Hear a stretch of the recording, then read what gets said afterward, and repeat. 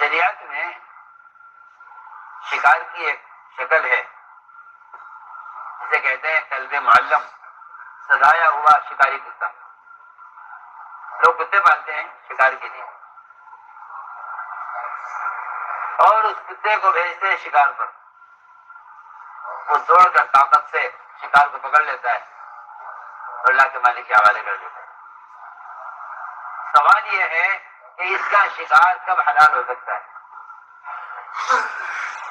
دھیان سے بات، اس کا شکار کب حلال، اس کا شکار کب حلال ہو سکتا ہے؟ کیونکہ اس کے شکار کا حلال ہونے کے لیے 3 چیزیں لازمی اور ضروری ہیں. پہلی بات تو یہ ہے کہ اس کتے کو شکار پر جب چھوڑا جائے تو کتے کا مالک بسم اللہ پڑھ کر چھوڑے.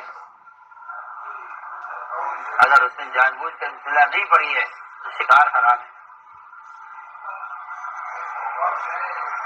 ایک بات. دوسری شرط یہ ہے کہ جب یہ شکار کو چھوڑے،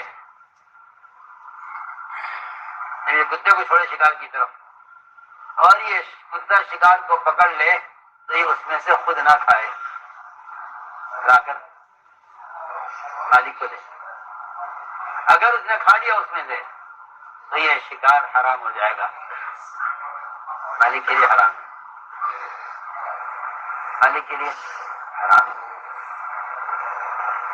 کیوں؟ اس لیے کہ اس کتے کے اندر امانت داری نہیں ہے. آپ سوچیں تو صحیح، اگر ایک کتا امانت دار نہیں ہے تو اس کے شکار مالک کے لیے حرام ہو جاتا ہے. اگر کوئی انسان مخلوقات اگر یہ خیانت کرتا ہے اللہ کے مال میں اور خیانت کرتا ہے مخلوق کے مال میں تو پھر اس کا عمل قابل قبول کیسے ہو جائے گا؟ جب ایک کتے کا امانت دار ہونا شرط ہے شکار کا حلال ہونے کے لیے. دوسری شرط یہ ہے، تیسری شرط یہ ہے کہ جب آپ نے کتے کو دوڑایا شکار کے پیچھے، یہ دوڑ رہا تھا شکار کے پیچھے، ابھی قریب پہنچنے کو تھا، اچانک آپ نے آواز دے کر کتے کو روک دیا. کتے کو آپ نے روک دیا، یہ آپ کی آواز سنتے ہی وہی رک جائے، شکار کو چھوڑ دے، حملہ نہ کرے. مالک نے منع کر دیا. اگر یہ کتا آپ کے اشارے پر رک جاتا ہے تب تو اس کتے کا شکار حلال ہو سکتا ہے. اور اگر یہ آپ کے اشارے پر رکتا نہیں ہے اور آپ کی مخالفت کرتا ہے، آپ روک رہے ہیں مگر وہ جا کر حملہ کرتا ہے تو یہ شکار آپ کے لیے حلال نہیں.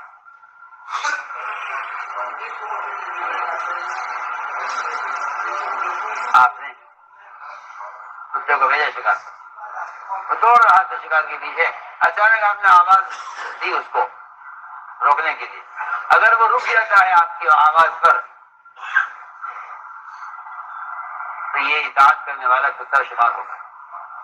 اور اگر وہ آپ کی آواز سے رکتا نہیں ہے، اپنی مرضی چلاتا ہے، آپ کے روکنے سے رکتا نہیں ہے تو اس کتے کا شکار آپ کے لیے حلال نہیں.